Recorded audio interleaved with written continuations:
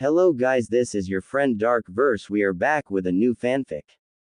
Which is what if Banished Naruto awakened his forbidden lust powers and claimed a seductive sound kunoichi harem, part 2 inches.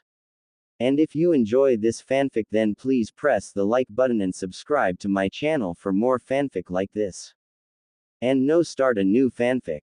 The group was now walking down a dirt trail through the forest to their new destination. Leading the group was Kyuubi. Right behind him were Naruto with Kin and Ino on each side of him. They all had backpacks and all the supplies they needed such as sleeping bags, food, and spare weapons. Both Ino and Kin looked at each other and smirked before turning their attention back to Naruto, who seemed bored. So where are we going again, Naruto? Naruto broke out of his daze and turned to face Ino smiling. Well, Ino-chan, we're on our way to the hidden village of the mist. We should learn some water jutsus from there. Ino smiled and wrapped her arm around Naruto's, who was now blushing. Kin saw this and decided to act quickly. And after that, Naruto-kun. Emphasizing on the kun, she also wrapped her arm around Naruto's and rested her head on his shoulder, smiling up at him. Ino, not going to get outdone, did the same. Naruto just blushed madly and sunk his head deeper into his scarf. The Kyuubi was watching the whole event and was smiling warmly at the sight. Naruto answered Kin's question after gulping a couple of times. Well, Kin-chan, I hoped we could then go to the village hidden in the sand. Naruto then got serious. I heard there's another in that village. Both Kin and Ino looked at each other confused. Another what? Container. Like Naruto. But this child has the demon Lord Raccoon in him. Not as strong as me, but he does have a shorter temper. Naruto chuckled. That's hard to believe. Another demon that has a shorter temper than you, pops. Kyuubi stopped and turned around and growled at Naruto. Don't start or I'll finish. And how are you going to get the secret scrolls from Mist again? Naruto smiled even wider. I've got the perfect plan. Scene skip to Naruto in front of the Kazakage. Naruto holds out his hand and smiles. Can I have the scroll of secret techniques, please? The Kazakage smiles brightly and hands Naruto the scroll. Of course, oh great and powerful Naruto, your grace alone makes me feel incompetent in front of such a superior being. End of plan. Both Kin, Ino, and Kyuubi had their mouths open and sweat drops over their heads. Naruto simply had his trademark grin on. Both girls released their holds on Naruto's arms and got pretty annoyed. Naruto, please don't tell me that's your plan. Of course not. That's plan A, and if that doesn't work then Pops will think of something. Kyuubi sighed and then got an idea. Naruto, close your eyes and concentrate. Everybody looked worried at the fox, who simply nodded his head towards Naruto. Naruto did as Kyuubi said. Now what? Now I want you to feel the energy around you. How do I do that? Just concentrate, it will come naturally. Naruto closed his eyes tightly and soon a smile crossed his lips. Now smell the air and tell me what you smell. Naruto took couple of long sniffs. I smell you, Ino, and Kin. He took another long sniff and shot his eyes open wide. I smell people, a lot of people, probably a village. The Kyuubi smiled and nodded his head. It's about 5 kilometers ahead of us. But Kyuubi, how are we going to enter that village with the two of us looking like this? Kyuubi smiled. Easily. In a poof of smoke, the Kyuubi transformed himself into an adult human version of himself. He had red eyes like Naruto's, and his hair was long and silver and tied up by a red cloth at the end to make it a ponytail. His face was calm and dignified with no sign of flaw. Both Ino and Kin would be blushing over his handsome face that would be if they never met Naruto. He wore a black chunin vest with green khaki pants and green long-sleeve shirt with black elbow and knee pads. The group noticed that Kyuubi had a leaf bandana strapped to his shoulder. See instant human. Oh, and I think you and Kin would want to put this on. Kyuubi handed Naruto back his headpiece, which he slowly put back on. Thanks, Kyuubi. Iruka would have never forgiven me if he found out I threw it away. Kin took her leaf headpiece and tied it around her head. This feels weird, putting on a leaf headpiece.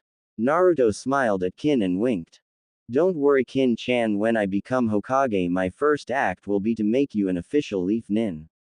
Kin blushed. Can't wait Hokage. Ino smiled warmly. But Kyuubi, how did you get 2 leaf headpieces? Kyuubi scratched his human chin and smirked, showing off his fangs.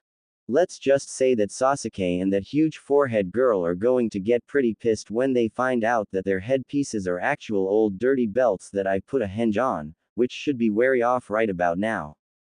As the Kyuubi said this, everybody listened carefully as they could hear the faint scream of Sakura's voice in the wind. The fox smiled proud with his work along with Ino and Kin. Music to my ears. And for you Naruto, your hair covers up most of your ears anyways. Leave your scarf on, wear some gloves or keep your hands in your pocket, and we can tell them that our eyes are part of our bloodline limit. Naruto nodded his head, satisfied with the answer he got. As the group started to enter the village, they noticed that it was pretty much the same as Wave when they first got there. The houses were broken down, and the people looked as if they got theirs kicked every day. Naruto and Ino looked over to Kin, who seemed to be looking around nervously. What's wrong Kin? Kin looked worried towards Ino. I think I know this place. Their conversation was cut short because of a scream coming from some villagers. There the demon returns. What more can they take from us? Naruto and Kyuubi started to get worried that their cover was already blown and watched as hundreds of villagers with weapons started to approach them. Kyuubi stepped forward and waved his hands off, trying to calm them down. I and my son here are not demons, this is only our bloodline limit, and it's permanent. One of the villagers, a teenage boy with red hair and some missing teeth, stepped forward, glaring towards Kin. Not you. Her. She came here with her sound team and attacked us, stole our food, and money, and worst of all killed my father. She may be a leaf now, but I'll never forget that face. Naruto and Ino stepped in front of Kin and got into a fight position. You lie, Kin would never do that. The boy stepped forward again with the mob following him. I would never lie, I know that face anywhere. And now that she's back, she will be sent to court and determined your punishment for her crimes towards us. Naruto started to do some hand seals and summoned Nito to his side. Try it and see how many of you I can kill in 5 seconds. Nito immediately got into a stance and started to growl. All the villagers except for the teenage boy stepped back in fear. Stop. Everyone turned back to see Kin walking forward with her head towards the ground. It's true, I did. She then shot her head up. But I've never killed a person in my life. Let the courts decide that. Kin sighed and walked forward, showing her empty hands. I'll go freely. Naruto started to shake his head and took out 2 shurikens. No, I won't let them take you away. Kyuubi tackled Naruto to the ground, who was seconds away from jumping in using force. No kid, we can't do anything. If we retaliate, it could turn into a war. What do you mean? Think about it, we're wearing leaf symbols. If this village tells the Kazakage that 4 leaf ninjas attacked them, it would start in an all-out war. Naruto relaxed and watched as the villagers tied Kin's hand together and dragged her away. Later that night in the village prison, Kin sat down in the small cell on the floor inside. So where are the others? The question was directed towards Naruto, who was leaning up against the cell doors, glaring at the door to the room. Just in case someone had the bright idea of taking the law into their own hands. Not taking his eyes off the door, Naruto answered her question. Ino and Kyuubi are trying to talk some sense into the village head. Nito's outside this door protecting it, and I'm here with you. I've done some pretty bad things when I was with Sound. We all do some bad things. It doesn't mean you're bad, just means that the people who ordered you to do it were bad. Kin smiled and took Naruto's hand, squeezing it gently. Naruto turned around and faced Kin on the other side of the cell and smiled warmly towards her. Thanks, Naruto. Naruto pulled down his scarf. For you, Kin, anytime. The two stopped smiling and looked into each other's eyes, getting lost in them. If on pure instinct the two closed their eyes and moved in slowly, the two's lips were inches apart when the door suddenly smashed open, causing the two to quickly move away from each other, blushing madly. Kyuubi, Nito, and Ino walked into the room with Kyuubi smiling. Did we interrupt something? Naruto looked at Ino, who seemed to be hurt. Naruto sighed and grew angry towards the Fox Lord. What do you want? Well, we talked to the village head, and the good news is that Kin will not be executed for her crime. Naruto and Kin sighed in relief. But she can still be imprisoned for the rest of her natural life if we can't make a case. He then turned to Kin and asked sternly. Now tell us what happened precisely. Kin nodded her head. It was a D-rank mission. Me and my team were supposed to come to this village and pillage it, taking all the valuables and some people for whatever Orochimaru had in plan for them. I refused to beat the villagers and take their belongings. It was declared that I failed the mission and was punished for it later. Kin rubbed her shoulders, remembering the pain. The villagers upraised and tried to stop us. We fought them back and they stopped due to fear. But that wasn't enough. My sensei ordered us to make an example and kill one of the villagers to tell the others we meant business. The Kyuubi nodded his head. That boy's father. Kin slowly nodded, not making eye contact with the group. But why didn't the Kazakage stop this? Surely he knew. That's because he doesn't care about us. Everyone turned to see the same boy from the street enter the room with his arms crossed. And my name is Kamaza Harote. Lately, the past couple of months, the Kazakage have gone crazy. Not caring about the surrounding villages, staying in his office all the time. Some people even say that he talks to shadows on the wall. Naruto and Kyuubi's eyes went wide, knowing where this was going. They were about to say something when Kin made the first move. I know I've done bad things while with sound, but I never killed anybody. I know you didn't, but you had the power to save him and didn't. So technically you did kill him. I'm so sorry. Kazama turned around, not facing Kin. Save your sorry for God when you meet him. With that, he left the room. As for the voting, I'm adding another traveler to the group of ninjas, a certain red-headed, loud-mouthed Sound 4 members. To Yuya, but I'm not sure if she should be a regular in the group or join the Uzumaki fan club along with Ino and Kin. Bright and early in the morning, a large group of Sound ninjas walked on the dirt road towards Mist. The group of 10 Chunins was led by the infamous Sound 4, Orochimaru's personal and deadly bodyguards. The morning air was filled with the sweet sound of music from a flute that seemed to attract birds to the music and chirp along. To Yuya, stop playing that crappy flute of yours. Do you want everybody to know that we're here? Yuya stopped and looked at the trees around them to see all the birds flying off because of the loud shout. The red-headed genjutsu specialist placed her flute inside of her robe, then turned to the one who shouted at her. Great works, Kidomaru, you freaking six-armed. You scared all the birds away. The spider ninja turned around to see Yuya, pissed out of her mind. Screw the birds and screw you. Kami, don't you know anything about being a ninja? Tei was shocked and about to respond when she was cut off by another voice. He's right, Yuya. The large orange-haired Jirobu walked past Yuya with his arms crossed. All you do is play that flute and swear at everybody. Your genjutsus aren't even that effective. The only reason why Lord Orochimaru keeps you around is because you survived the curse seal. Yuya looked to her right to see who said that and was answered when she saw Sakin walking past her. His brother on his back smiled devilishly at the girl, causing her to shudder. Yuya might have known the other members of the Sound 4, but that Sakin still freaked her out, and she still hated every single one of them. Yuya let everyone pass her. She was soon left alone, looking down at her flute in her hands. She gave out a large sigh and looked up to the sky. Oh man, Kin, I wish you were still around. You were my only true friend.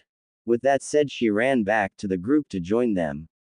In the trees where Yuya once was, number 5 was watching them up in the trees. The woman gave out a wicked chuckle. How delicious. Those little morsels will lead us straight to the child. I want you to follow them. A shadow of large figure stood hunched over on a branch behind her. The creature's voice was wild and dark. And when I find them, feast on all their flesh. The creature then made a noise as if it were growling and licking its lips. But the boy and his friends are mine, and mine alone, understood? Of course. The creature exploded into a cloud of darkness, leaving number 5 by herself looking at the retreating form of Yuya. Simply delicious. Tayuya caught up to the group and sighed out loud. How much freaking longer till we get there? Sakin turned around, looked at Tayuya and looked back as if he didn't care she was there. It should be another 3 days at this pace. Tayuya, not satisfied with this answer, asked her own. Then why don't we pick up the pace and make it there by sunset? This time Kidumaru turned around and looked at Tayuya as if she were stupid. Are you that dumb? Lord Orochimaru wanted us there on precisely the 4th day for the mission. No earlier, no later. Tayuya just smiled and nodded while giving Kidumaru the finger, and then muttered to herself. Screw the pedophile. What was that, Tayuya? Oh, nothing, limp. So are we going to set up camp then tonight? Jirobu smiled. No, if the map here is correct, there's a village close by. We can stop there and rest. Tayuya crossed her arms and glared at the chubby ninja who seemed to be smiling. What's so funny, fat? You see, this village was the one we've been pillaging. I'm sure they will be more than grateful to have us there. That is if they don't want to die. The group traveled some more until they found a group of small children playing in the middle of the road. Tayuya couldn't help but smirk as she watched them play their game. It was 2 little girls and a boy who seemed no older than 6. The group of children saw the sound ninjas approaching and recognized them right off the bat. The little boy stood up and pointed his finger towards them. You're those bad men from Sound back to hurt us again. Kidumaru smiled and walked up to the boy, looking down at him. So what if we are? What are you going to do about it? The 2 little girls backed off a little scared, but the boy just squinted his eyes and threw a punch at the 6-armed man, only to have his punch caught and pushed to the ground, where the little boy started to cry. Tayuya's eyes suddenly shot open in shock and fear as she started to remember her abusive past. Kidumaru picked up the boy high in the air with all 6 of his arms and started to squeeze him. The little boy shouted in pain, breaking Tayuya out of her trip into her past and glare at Kidumaru. Not so tough now, kids, are you? Put him down. Kidumaru ignored Tayuya and smiled at the child who he was causing pain. I said put him down now. Or I will beat the living shit out of you. Kidumaru dropped the child to the ground that ran off with the 2 girls following him. Kidumaru turned around and smiled at a fuming redhead. What's wrong, Tayuya? Bring back bad memories of Papa. Tayuya's eyes went wide as she stormed forward and slapped the ninja across the face hard. How dare you? Remember to never say that again to me ever. Kidumaru smiled and felt his lip to see if it was bleeding, which it was. He slowly nodded and then frowned and backhanded Tayuya across the face, causing her to fall to her knees. She too felt her lip to see that it was bleeding and glared up at the spider freak. The said freak knelt down to her level and whispered in her ear in the most evil and creeping voice she had ever heard. And you remember that you're the weakest out of all of us, and you can be easily replaced by the flick of the wrist. The whole group left smiling at the scene before them, leaving a fuming Tayuya behind. In the courtroom back at the village, Kin sat hands tied together in a seat in the middle of a room surrounded by the whole village. Beside her, Naruto and Ino sat on each side giving her support. In front of them, sitting at a large table, the village head, who happened to be a large balding old man, sat listening carefully to what Kyuubi was saying that was still in his human form. You see, Kin has already said that she did in fact commit crimes against this village. Everybody in the building nodded their heads and agreed. But she also admitted that she did not steal or kill. Which was agreed by you, Your Honor, and Kamaza, that she did in fact have no connections to these acts. I ask you not to charge her of these crimes. But she was with the group of ninjas who attacked us and did nothing. If she was indeed good as you say, she would have tried and stopped them. Kamaza walked up beside Kyuubi and turned to all the villagers. If she is as good as you say, she would have stopped the torment and saved my father, who is no longer with us. He then pointed to Kin, who seemed to be looking down to the ground in sorrow. But you did nothing. The village cheered and agreed with the boy and clapped. Kyuubi turned back to the village head and tried to protest but was stopped by his hand. I'm sorry, Sir Ninja, but the final word is always said by the one who charged the accusation, which in this case is Kamaza. That is our law. Kamaza stepped up beside Kyuubi and placed a hand on his shoulder. You put up an honorable protest. The Kyuubi just sighed. Yeah, whatever. But my option still stays the same. Kintsuchi, I find you guilty. Everyone jumped out of their seats and cheered except for Naruto and Ino, who seemed extremely pissed. Naruto stood up and even smashed the chair he was sitting on. Just then the three children ran into the courtroom panting, and towards the village head. They tried speaking to him, but he couldn't hear them with all the cheering and clapping. Shut up. Everyone silenced immediately. Now, child, you were saying. The boy panted and tried to catch his breath. Sound nins. Coming this way. At least 14. Everyone gasped and started to get scared. Kamaza stepped forward and shouted. They won't get us this time. All able men take up arms, women and children will stay here for their own protection. All the men yelled and gabbed what weapons they could and started for the door. Before Kamaza joined them, he walked up to the boy and gave him a dagger. All right, kid, I want you to stay here and watch over her. If she makes any funny moves, kill her, you got that? The child nodded and Kamaza was out the door. Kyuubi looked over to Naruto, who seemed to be smiling. I get the feeling you want to help them out, don't you? Naruto turned to Kyuubi and nodded. Yeah, I got some bent-up anger that I can't wait to unleash on these sound bastards. Plus these villagers are out of their league and would be slaughtered in a minute. Kyuubi grinned. Yeah, and I'm pretty hungry, some sound flesh, which sounds pretty good right about now. As they started to walk off, they could see Ino following them out the door. The Kyuubi stopped this right away. No, Ino, you stay here and watch over Kin and the villagers if any of them get past us. But I'm not some child, I can fight too. Naruto smiled. Don't worry, Ino-chan, you'll get your chance soon enough. And Kin. Kin looked up at Naruto. Try to stay out of trouble while we're gone. Kin simply chuckled. Hard to do that when you're tied up, really. If anyone could find a way to do it, it would be you, Kin-chan. Outside on the edge of the village, Kamaza was kneeling on the ground with a bloody face and a broken arm. Around him 4 dead villagers laid on the ground, with the rest behind the boy too afraid to move. In front of Kamaza stood 7 Chunin and the Sound 4, all laughing except for Tayuya, who had a stern look.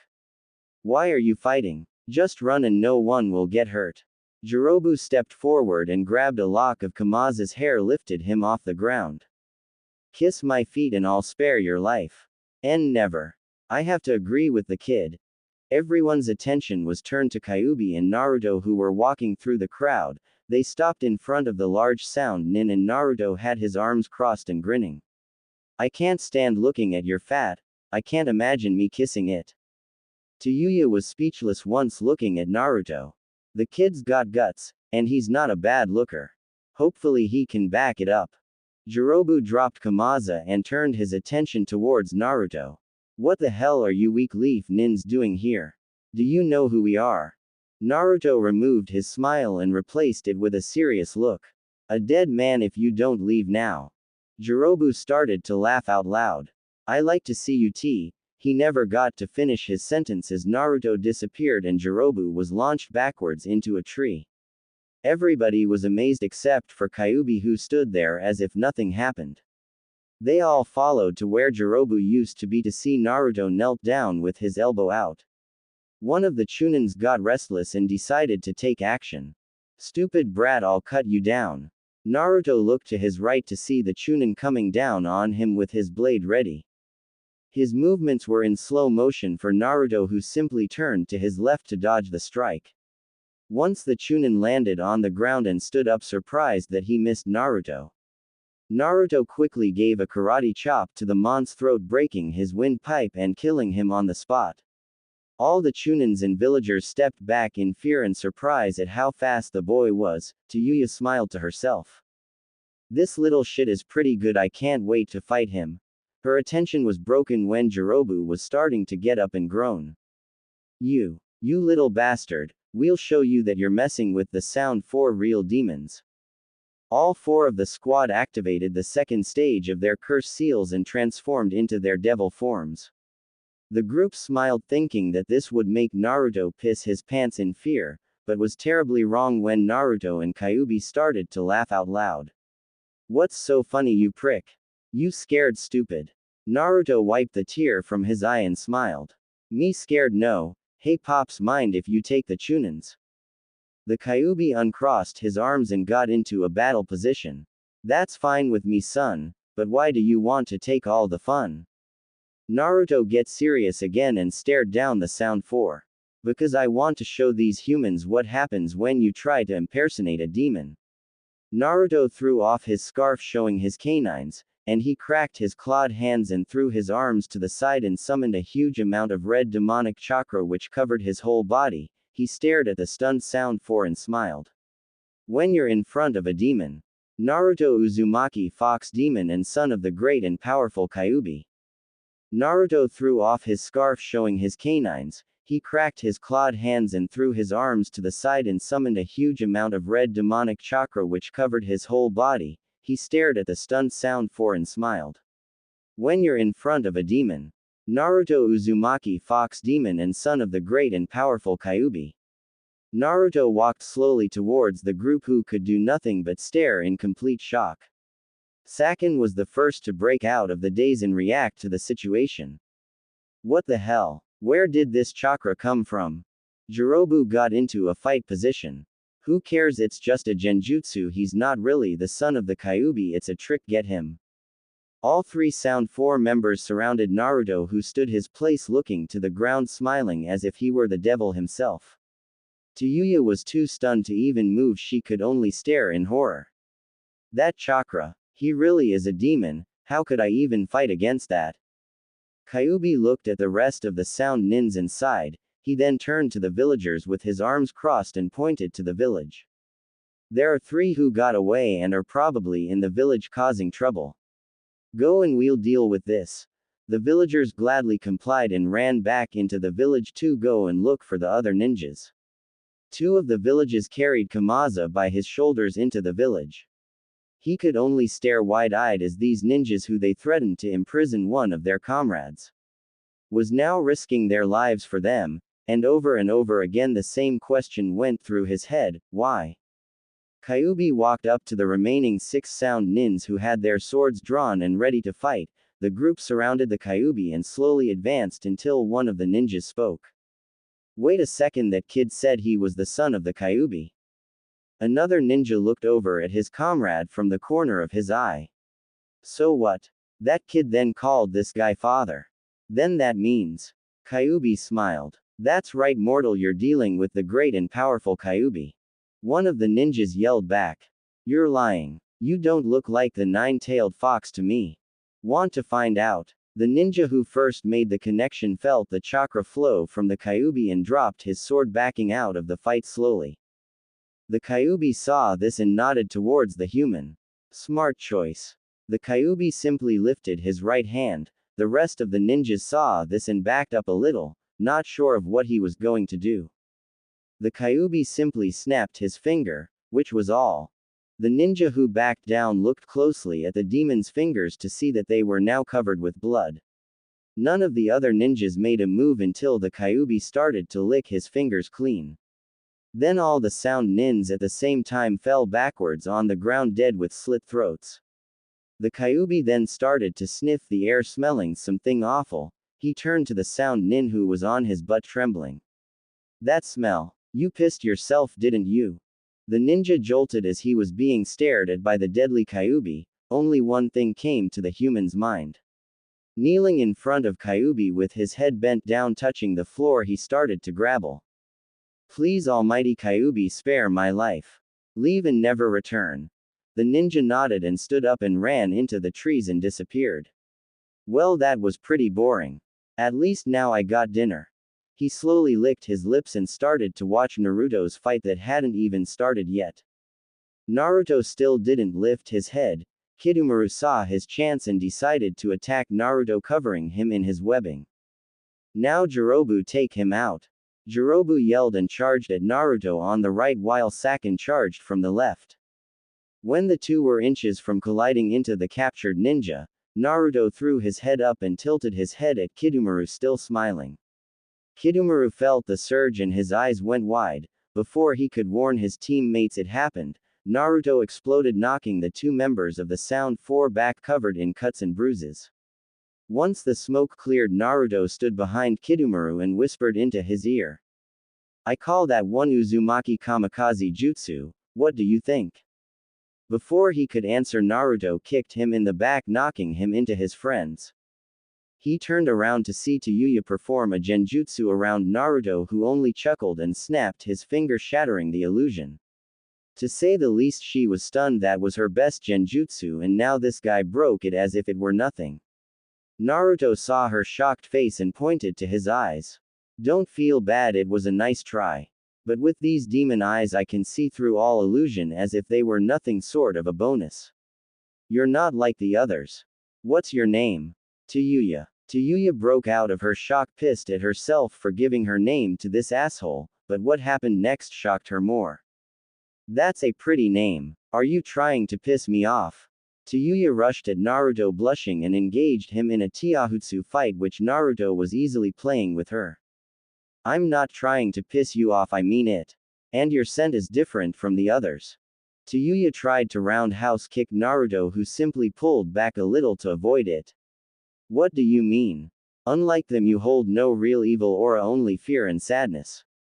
Naruto's eyes softened. You're not a bad girl, and I know your sadness. I know how you feel. Tayuya squinted her eyes. You don't know anything about my pain. The two came to a deadlock with their faces inches from each other. You'd be suppressed. He then looked up at her hair and smiled. Tayuya followed his gaze and raised her eyebrow. You have beautiful hair. You shouldn't hide it. Tayuya blushed madly and was about to respond when she felt a tug on her back. The next thing she knew, both her and Naruto were tied together by Kidomaru's webbing. The webbing covered them from their shoulders all the way down to their feet. Tayuya blushed even more now that her head was resting on Naruto's shoulder. What the hell is going on here? Good work, Tayuya. Tayuya looked over Naruto's shoulder to see Kidomaru smiling and holding the two in place with his webbing. Sacrificing your life so we can finish him off. Tayuya's and Naruto's eyes went wide once hearing this. What the hell are you talking about, you spider? I'm not sacrificing myself to nobody. Kidomaru smiled. Oh, but have you forgotten how expendable you are? The two looked around them to see the other two Sound 4 nins taking out a fair amount of kuniyas with explosion tags attached to them and aiming at them. Naruto looked down at Tayuya. Naruto's a little taller than her. Face to see fear and confusion. Don't do this. Please don't do it. Naruto could see tears starting to form in her eyes and gave her a gentle smile. Don't worry. I won't let them hurt you. Tayuya's eyes met Naruto's just in time to see him giving his trademark smirk. The next thing the two heard was Sakin and Jirobu laughing while they threw their kuniyas, and an explosion that came next. In the courtroom, Ino and Kin were in the corner of the room huddled with all the other women and children. The child behind Kin was the one who Kamaza ordered to stab Kin if she tried anything, and Ino was beside that child. Ino could see the boy was fidgeting with the blade, afraid to use it. Suddenly the door to the courthouse busted open and the last three Sound nins entered the courthouse with their swords drawn, looking around. Both Kin and Ino cursed under their breath and bowed their heads, hoping they wouldn't see them. Okay boys, all these pretty little women are now ours for the taking. And it's an all-you-could-eat buffet. The three separated and started to look around. Kin suddenly made the mistake and looked up quickly, only to be spotted by one of the Sound nins. What do we have here?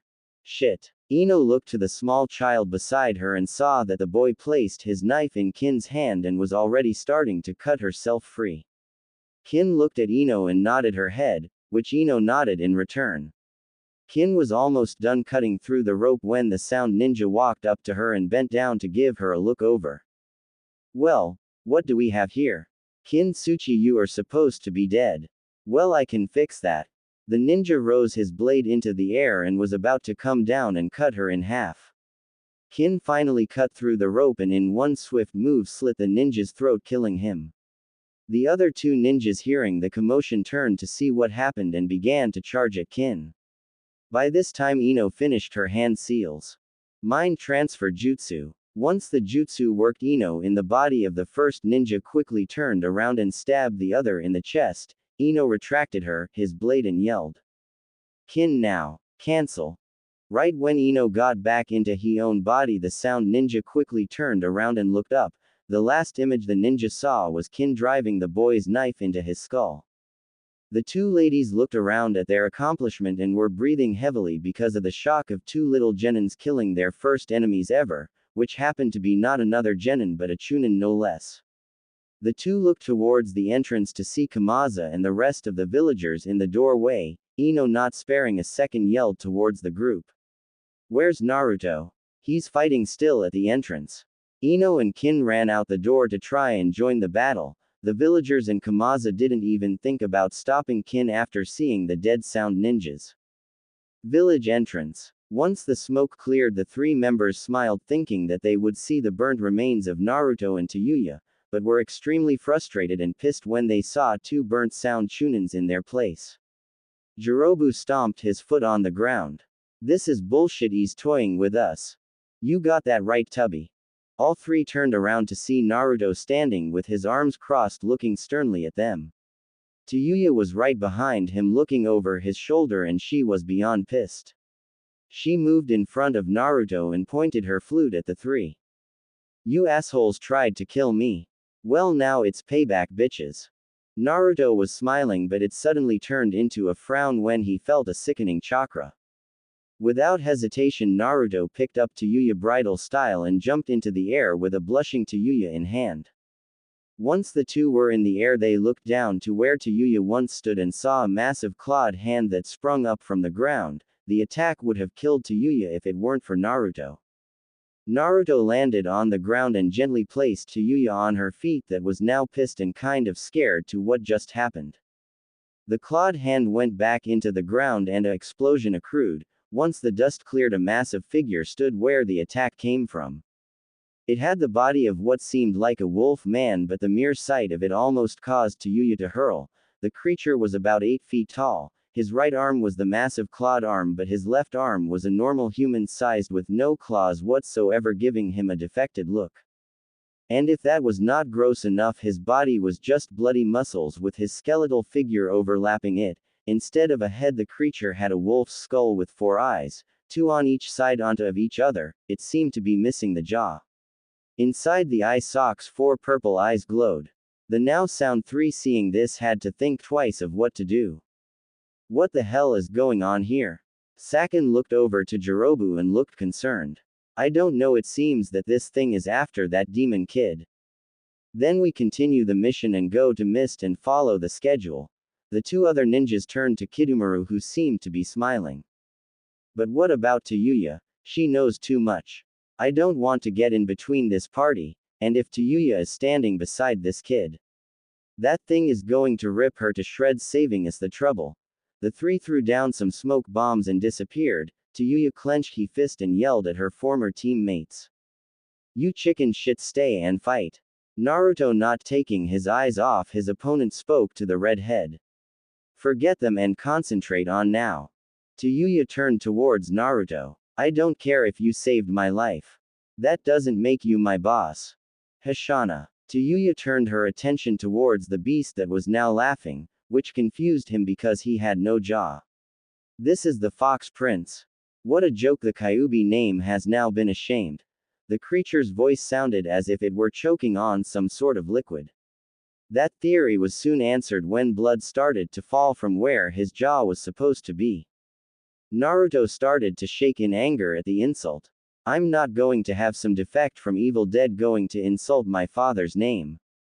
Naruto started to perform hand seals and slapped the ground, shouting, "Earth Dragon Jutsu." A large dragon head made from rock rose from the ground and slammed into the creature, exploding.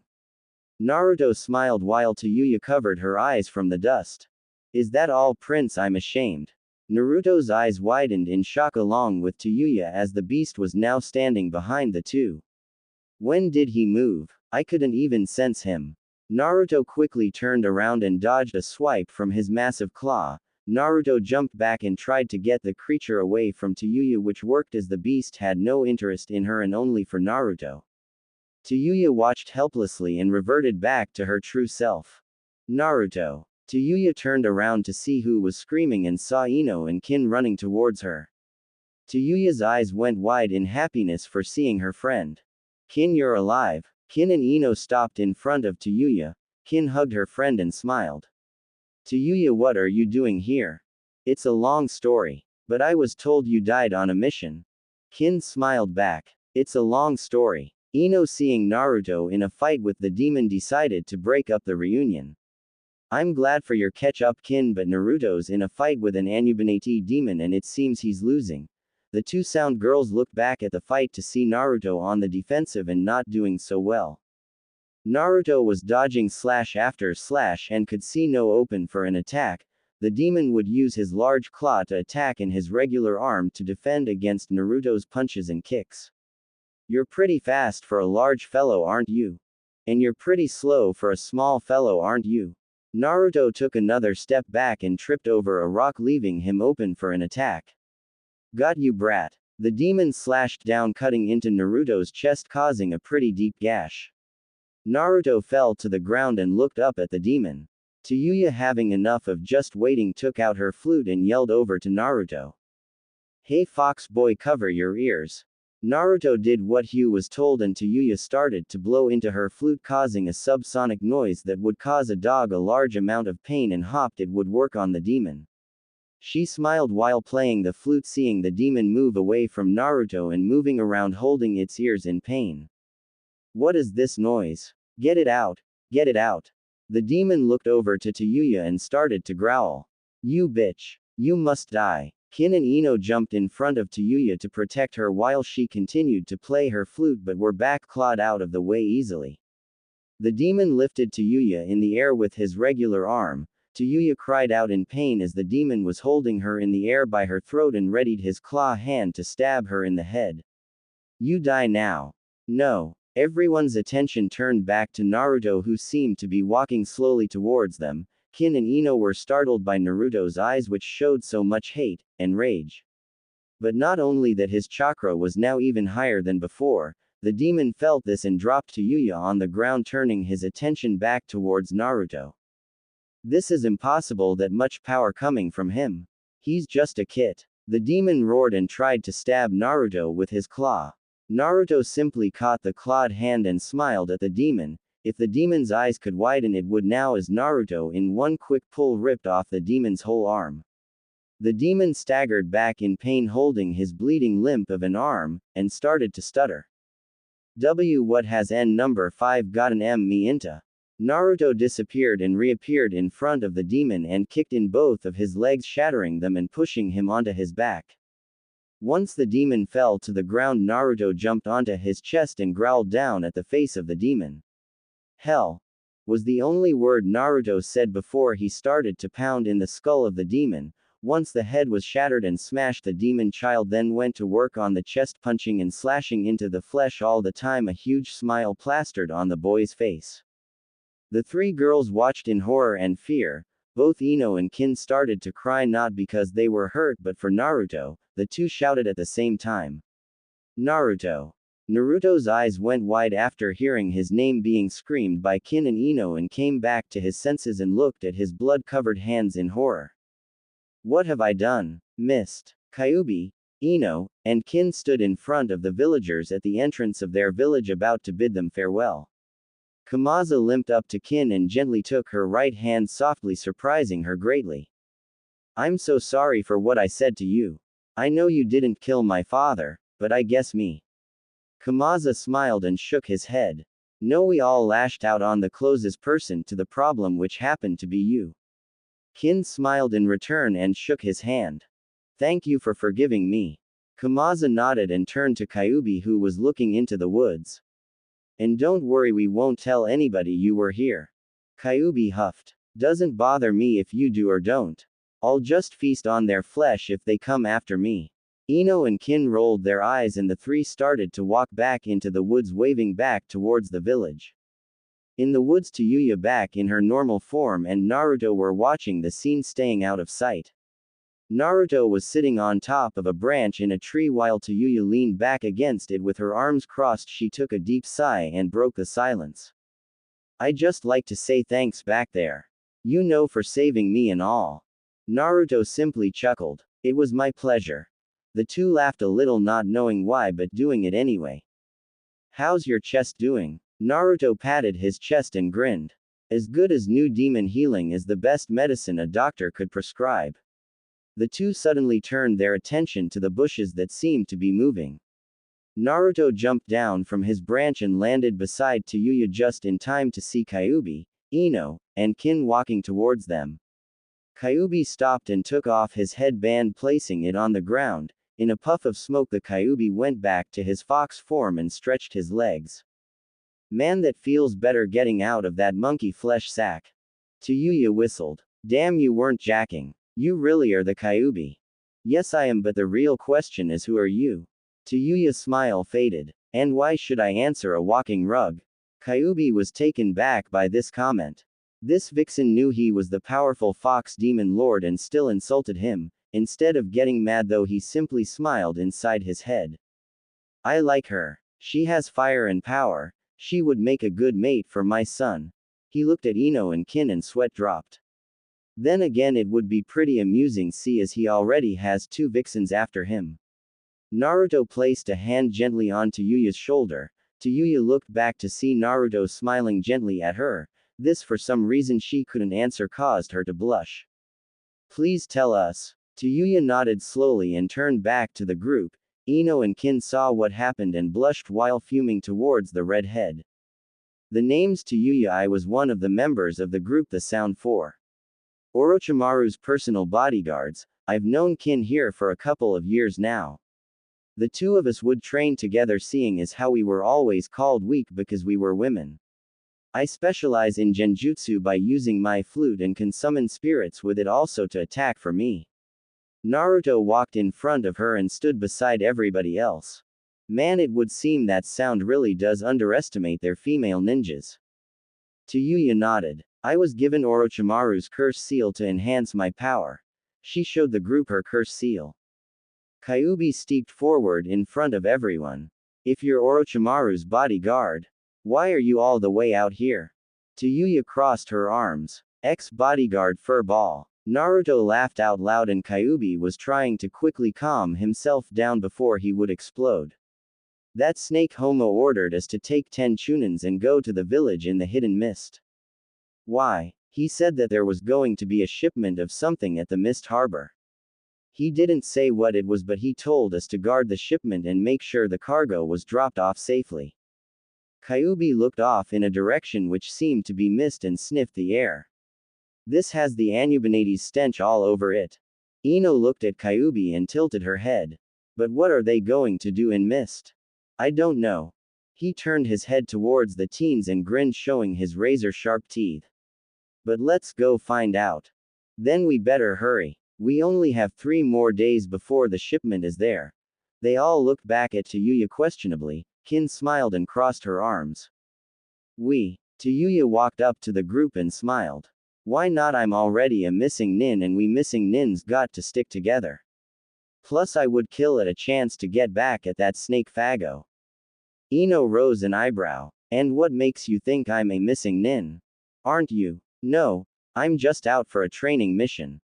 With a missing nin, a half-demon, and a demon lord. Everyone looked at Ino to see her blushing and sinking her head down, trying not to be seen. Well, yeah, but before she could think of a comeback, Naruto walked up to her with Kyuubi's leaf headband in his hand and handed it to Tayuya. Welcome aboard. Tayuya smiled and took the headband and tied it around her shoulder. Thanks, Foxy. Naruto simply winked, which was rewarded by a blush, and started to walk into the woods, leaving everybody else. Ino and Kin glared at Tayuya in anger. Tayuya saw this and smiled while shrugging her shoulder. What? Kyuubi moved in front of Tayuya and tilted his head.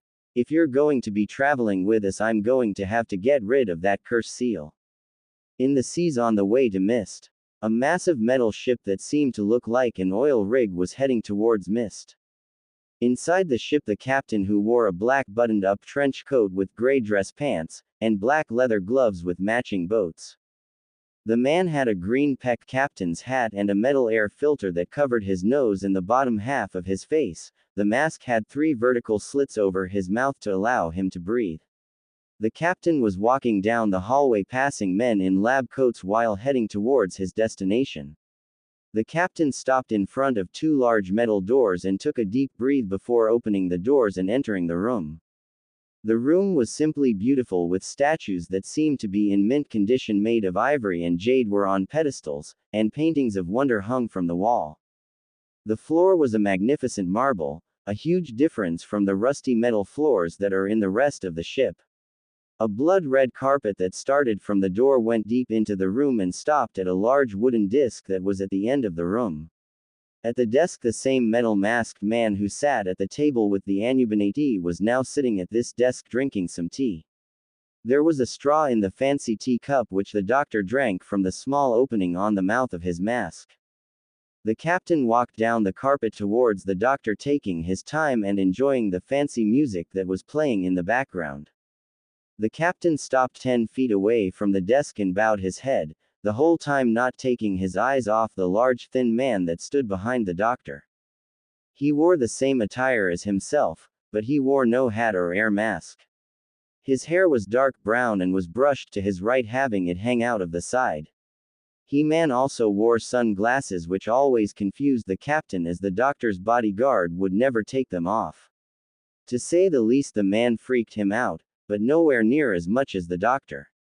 The doctor placed his tea gently on the table and rested his hands on each side of the cup. "Speak, Captain." The captain stood up straight. "Lord Orlok's reta for mist is currently 3 days from now." "Very good, Captain." Orlox then waved his right hand for the captain to leave. "You may leave." The captain bowed again and left the room, closing the door behind him. Orlok's bodyguard looked at the door, making sure that it was closed.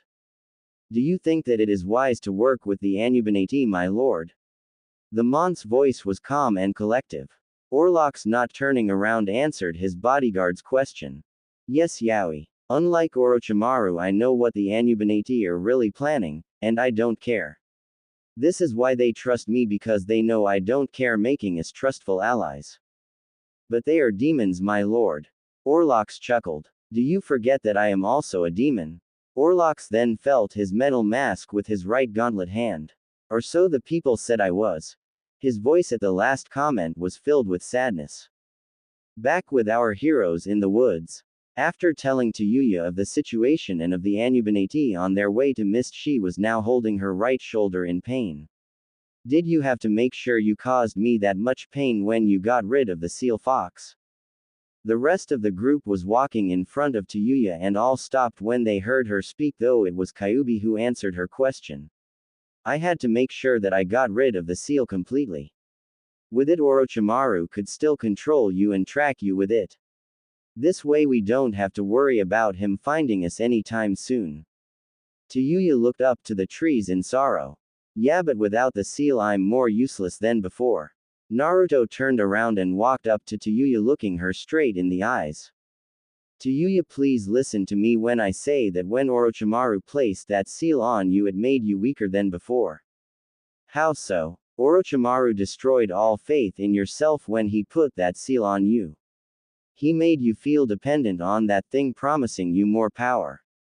With that done, you lost the true goal to power and strength." Yuya looked deeply at Naruto, blushing a little. "And what strength would that be?" "Yourself. You can be the most powerful ninja in the world if you just believe in yourself and not some guy who bites your neck and says that now you have power." Yuya thought it over for a second and smiled. "You're right. But there's one thing I need to do before I train." Naruto looked at her confused. "And what would that be, Yuya-chan?" "Chan. I should be mad that he called me that. But looking at his smile destroys all anger I have towards him. I need to get new clothes. And get this damn pretzel thing off my damn back." Naruto smiled and reached into his wallet. "That shouldn't be a problem. I'll just buy you some new clothing when we get to Mist." Naruto looked into his wallet and his smile faded into a frown. "Or maybe not. It seems I'm running out of the money the old man gave me." Ino and Kin shook their heads, knowing where he spent all that money. "Naruto, are you telling us you spent all our money on ramen?" Naruto turned his attention towards Ino and chuckled nervously. Well, not all on ramen Ino-chan. That shouldn't be a problem. Everyone turned to the Kyuubi questionably. What do you mean, Kyuubi? Kyuubi turned and smiled to Kin. Exactly what I said, child. One of my many dens are around here. Inside each one are food, weapons, and gold. We can stay there for 2 days and train for the 3rd day.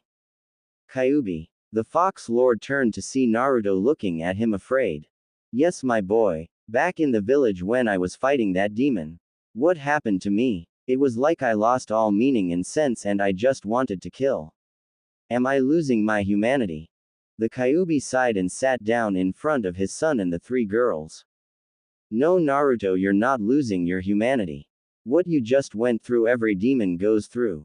It's called a demonic bloodlust, which gives the demon in question a large jump in power, but when this happens the demon loses himself to his rage and won't stop fighting until his or her opponent is killed.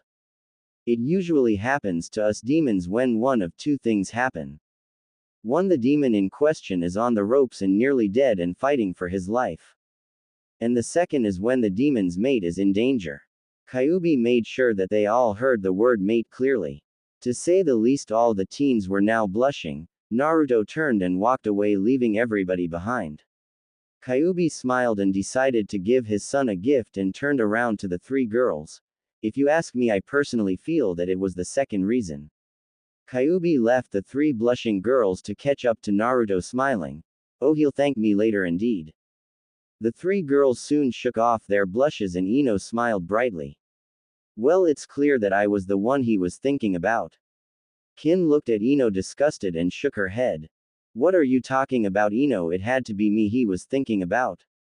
I mean, I was so close to kissing him in the jail cell. Ino smiled. Keyword close. I'm going to be the first and only girl that he will kiss. Both Ino and Kin's attention was turned to Yuya, who seemed to be laughing. What's so funny? Oh, nothing, it's just funny that the 2 of you think he was thinking about you. Both Ino and Kin were now confused. What do you mean? Well, it's clear as day that it was me he was thinking about. He went bloodlust once the demon held me in the air, and ordered that freak to put me down. Both Ino and Kin's jaws dropped and pointed at Yuya and spoke at the same time. You like him too? Yuya smiled and crossed her arms, looking at the other 2 girls. What's there not to like? He's strong, kind-hearted, and not to mention hot. The 2 girls started to growl. Great, more competition. There's no competition whatsoever, he's going to fall for me for sure. They were all going to have an all-out brawl right there when they all noticed something was missing. Where's Naruto and Kyuubi? The 3 girls decided to put their fight for Naruto on hold and catch up to the 2. The 3 girls finally caught up to Naruto and Kyuubi just in time to see the 2 standing their ground and growling. Curious to see what the 2 found so disturbing that they had to go into a battle stance, the 3 looked over the 2's shoulders to see hundreds upon hundreds of crows on the path in front of them and in the trees around them. Ino looked over at Naruto, who was looking at all the crows. What's wrong, Naruto-kun? They're just crows. Yuya then laughed out loud. Yeah, don't tell us that you big strong demons are afraid of some birds. Kin walked beside Kyuubi and also got ready for anything. Don't joke around, Yuya. Yuya stopped laughing and looked at Kin for some explanation. It's what's behind the crows. Can't you hear it coming? Yuya's eyes suddenly went wide as she started to hear it and got ready also. Ino looked back and forth between everybody, not understanding. What? I don't hear anything. Kin looked over to Ino seriously. Whispers. Evil whispers. Just as that was said, the crows started to squawk and fly off. Once all the crows were gone, there stood number 5 in the middle of the road with her head hung low. So you were able to kill my vassal? Number 5 rose her hood, revealing her face. She had shoulder-length dark purple hair, with matching eyes that had slits as her pupils. Her face had no flaw whatsoever and she was a clear image of beauty. Slowly and as seductively as possible she took off her cloak and let it fall to the ground. Her body, in a word, was flawless, her curves were perfect and her chest was not in question. She wore a black tank top that showed of her cleavage and matching short shorts that hugged her legs. Wrapped around her waist and covering the most part of her right leg was a dark green sash, and had basic gray ninja sandals. Number 5 smiled as she tightened the straps to her fighter gloves. Just like Naruto, she too had sharp canines and claw-like fingernails. Not moving an inch, Naruto spoke to the woman. I'm guessing you're with the Anubanati. I'm number 5. She looked at Naruto. And you must be the child of Kyuubi. Looking from one side of the group to the other, she smiled and slowly licked her lips. You're the most beautiful thing I have ever laid eyes on. After hearing this, the girls burst into a fit of rage and jumped in front of Naruto, blocking number 5's vision of him. To say the least, both Naruto and Kyuubi surprised, but not as surprised when what happened next. The three women spoke in turn, starting from Ino and ending at Kin. Sorry lady, but ease taken. Naruto suddenly found the ground very interesting as he was hiding his blush away from Kyuubi's vision. Number 5 laughed out loud and looked at the girls. Sorry ladies, I wasn't talking about him. This shocked the girls. I was talking about you three. Now the girls looked at each other before they looked back at number 5 as if they were going to throw up. Once I'm done killing off the Kyuubi heir, I will show you three girls the best time on this planet. Tayuya slowly pulled out her flute while Kin went for her sword, but Tayuya was the one who responded to her comment. You think that a dyke like you can take us down? Ino slowly reached into her ninja pouch, grinning at number 5, who did not seem too happy at Tayuya's remark. You better think twice. Both she and Kin started running at number 5 the same way they were when they went up against Naruto. Number 5 just smiled as she watched this attack move, thinking nothing of it. That was until she heard Tayuya playing her flute, and then she noticed that she could no longer move. Quickly looking down at her feet, she could clearly see two spirits holding her in place. Ino threw her smoke bombs in front of number 5. Kin jumped over number 5's head and landed behind her, but instead of kicking her like before, Ino was the one that kicked number 5 into Kin, who had her sword ready. 5 was punched into the blade, causing the blade to go through her back and out of her chest. When the smoke cleared, Kyuubi smiled at the scene, surprised, and Naruto was just shocked. The Kyuubi saw this and smiled at his son. So which one are you going to choose? Naruto looked at his father and shook his head. Now is not the time. It's not over yet. Just as Naruto said this, 5 smiled and exploded into smoke, leaving a log in her place. Kin was shocked as she felt arms wrap around her waist. She looked to her right side of her head to see 5 resting her head on Kin's shoulder and smiling at her. That was a nice try. When I'm done with the boy, you'll be the first that I have my fun time with. 5 then licked the side of Kin's face, making Kin almost gag at the feel of her tongue.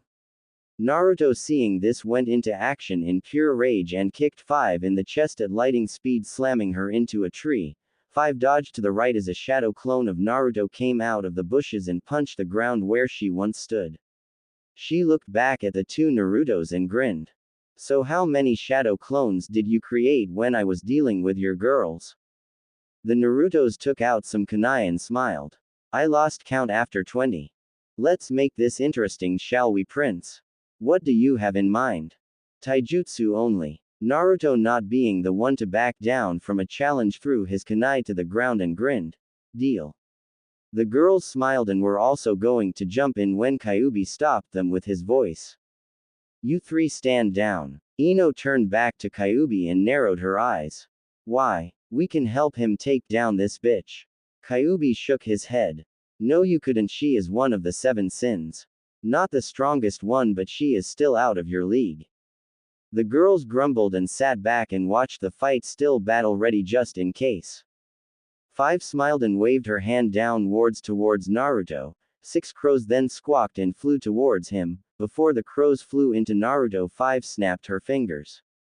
Both Naruto and his clone were stunned when the crows blew up into 10 needles each, impaling the two. The girls gasped at the sight, but both Kyuubi and 5 were now looking around for the real Naruto as the two in front of her turned into smoke. Wind Spear Jutsu. 5 was struck in the back by Naruto's attack, causing her to stumble forward only to be struck by another attack. Earth Dragon Jutsu. 5 looked in front of her to see a massive dragon head made of rock charging towards her. 5 smiled and punched the rock creature, shattering it into pieces. She then back-kicked the Naruto behind her and moved like the wind behind the Naruto that was in front of her and snapped his neck. As before, the two Narutos turned into a cloud of smoke and disappeared. You're doing a good job hiding your chakra and scent. But there's one thing you don't understand. At once 12 more Narutos jumped from the trees and engaged 5 in hand-to-hand combat. 5 dispelled all the clones without any problem. The real Naruto then showed up behind her, extremely pissed. And what would that be? 5 turned and faced Naruto, who was a couple of yards away from her. That I'm a purebred and you're nothing but a demon mutt, a mistake. You will be hated by demons and humans alike. And you don't even know how to fully use your powers. Pathetic if you ask me. Naruto was shocked by this at first but then started to laugh. What's so funny, mutt? Your words of discouragement mean nothing to me. I may not be liked or even loved. But I have few people who care about me and who I care about. I'm going to stop you guys, and I'll start by killing you right now. Don't make me laugh. Oh, I don't expect you to laugh, I expect you to die. I've been working on this move for a while and I think that now would be a good time as ever to try it out. Naruto performed a set of hand seals and yelled out when he was finished. Demon charge. Naruto then got into a running position and smiled. Now keep your eye on the birdie. Naruto disappeared and then reappeared in a different position a couple of feet away from his original spot and then disappeared again. But when he disappeared, a clone of Naruto stood in his place and stood in the same position as the original, but this clone was different and confused everybody, even Kyuubi. It was transparent as if it weren't there at all. Naruto did this until there were 5 clones all 3 feet away from each other and all lined up in front of 5. The real Naruto appeared in front of the ghostly clones and charged at 5, screaming. Here we go. The ghost clones followed Naruto's lead and charged also right behind him. 5 smiled and punched the real Naruto in the face, but something was wrong. The Naruto that she thought was the real one, her fist went right through his head as if he weren't there. Once the ghost clone was punched, the other 5 clones became solid. 5 didn't have any time to react as the 5 clones were already on top of her, punching and kicking away. Once 5 got her bearings, she was suddenly kicked into the air by the real Naruto, who emerged from the ground underneath her. Once 5 was in the air, the clones jumped after her and latched onto her legs, arms, and chest, not letting go. The Naruto on the ground turned to his comrades and grinned while snapping his fingers. Uzumaki kamikaze. The clones that were holding onto 5 all suddenly exploded, causing a huge fireworks display and making the crows all fly away. Naruto smirked to himself, feeling proud of defeating number 5, that was until he was kicked in the back of the head and sent down on the ground face first. Behind him, number 5 was standing, breathing heavily with a cut down her cheek which was bleeding lightly. You cut my beautiful face. I underestimated you before, Prince, but now I will plain out kill you. Naruto stood on his feet just in time for number 5 to slash down his chest with her clawed hand. The slash didn't penetrate his skin, but it ripped apart Naruto's shirt wide open, showing his bare chest. Naruto stumbled back confused. Number 5 then went off some one-handed hand seals with her right hand. Buddha's poison palm. 5's hand started to glow purple. With all her strength she slammed her palm into Naruto's chest, causing him to slide backwards. He looked down at his chest to see 5's purple hand imprint on his chest. Thinking it was nothing, Naruto took a step forwards and suddenly stopped and coughed out blood. 5 smiled at the scene of Naruto on his knees, coughing and holding his chest. How do you like my Buddha's palm? The poison is now coursing through your veins and will eventually reach your heart. Naruto looked up to see the rest of his clones jumping in and fighting 5, there had to be at least 30 of them. But as before, 5 was wiping the floor with them as if they were nothing, still talking as she fought. Once the venom reaches your heart, it causes it to explode inside your chest. Quite painful. The girls ran up to Naruto and were trying to hold him in place. But not before it reaches your brain, causing you to hallucinate and shutting down all brain functions, turning you into a living vegetable. 5 finished off the rest of the clones and was now walking towards the group, slowly licking her lips. But I can't wait that long. I need to feast on your flesh while it's still edible. The girls stood in front Naruto ready to protect him with their lives, but it wasn't necessary as an explosion of dark chakra appeared in front of the girls. There stood number 1 with his cloaked arms out on both sides, separating the Uzumaki group from number 5. Once seeing number 1, 5 backed up a little frightened. 1 looked at Naruto through the corner of his cloak and then back towards 5. What are you doing here, 5? 5 regained her composure and stepped forward. Finishing the job 3 couldn't complete. That is 3's job, not yours. Have you already forgotten your assignment? 5 looked down to the ground in anger. No, I have not. I just thought. 1 suddenly raised his voice while folding his hands behind his back. You don't think, 5, you follow your orders? 5 was about to talk back but thought best not to piss 1 off. She smiled at the panting Naruto. Next time Prince 1 here won't be able to protect you. Till next time, kiddies. Well, that is if you don't die from the poison that is. 5 then exploded into raven feathers, escaping the scene. 1 slowly turned around to the others who didn't let down their guard. It's been a while, Lord Kyuubi. 1 finished his sentence with bowing the Fox Lord, who in return spat on the ground in front of him. Don't give me such formalities, you traitor. 1 shook his head. You of all people, Demon Lord, should understand what we're doing is only to keep us demons alive. Genocide is not the answer to that problem. It's either them or us, Lord Kyuubi. 1 could see that he was going nowhere with this argument and looked at his son, sighing. You should get your son fixed up. Remember that just because you're one of us doesn't mean that I won't kill you. Same goes to you, kid. 1 chuckled, which in all words was creeping itself. Till next time, old man. With that, 1 disappeared again, leaving only the Uzumaki group. The last image that Naruto saw was the 3 girls in front of him before he passed out. Kakashi stood in front of the Hokage behind his desk while he read the letter. A smile appeared on the Hokage's face and Kakashi had to ask. Is everything alright, sir? Yes, everything is alright, Kakashi, and don't worry about the payment, I'll handle everything. Kakashi bowed and was about to exit when he suddenly blurted something out. There's something else I want to talk to you about. The old man sighed, knowing right away what the copy nin was about to say. It's about Naruto's new look, isn't it? Kakashi only nodded. It's all in the letter, I know. Naruto is now more powerful than anyone I have ever met, maybe even more powerful than me now. And that does not worry you, Lord Hokage?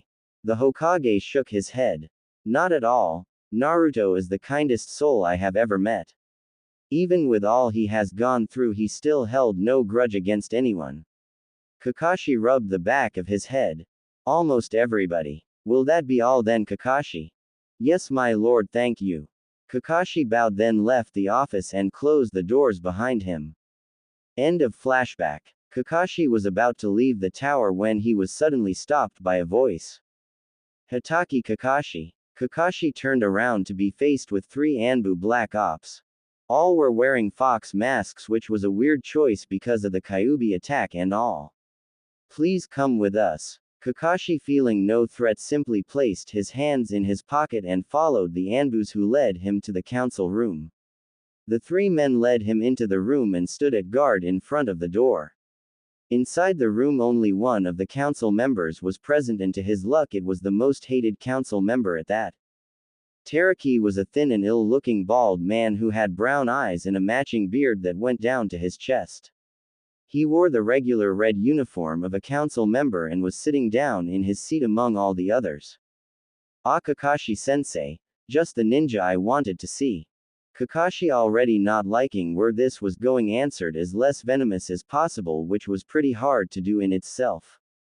If you only summoned me to say hello, I will take my leave, for I have things to do. I bet you do. But before you go, I wish to know all about your encounter with one Uzumaki Naruto. Kakashi squinted his eyes in anger.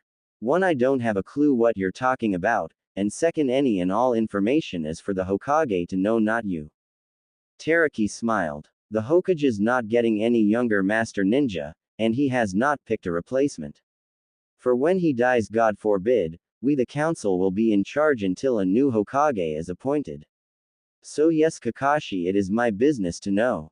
Kakashi smirked, seeing that Teraki was starting to get frustrated. The topic has suddenly slipped my mind. It would be a pity if anything happened to your students, wouldn't it, Kakashi? This caused the copycat ninja to go into shock. I mean, they're only genins and accidents do happen. I mean, little Sakura and Sasuke might be even found dead the next day.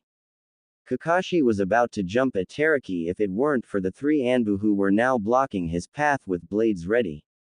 My Kakashi, to attack a council member is a crime punishable by death. Try to stay calm. You would attack children. They are not children. They are tools of war just like you. Now that information, please.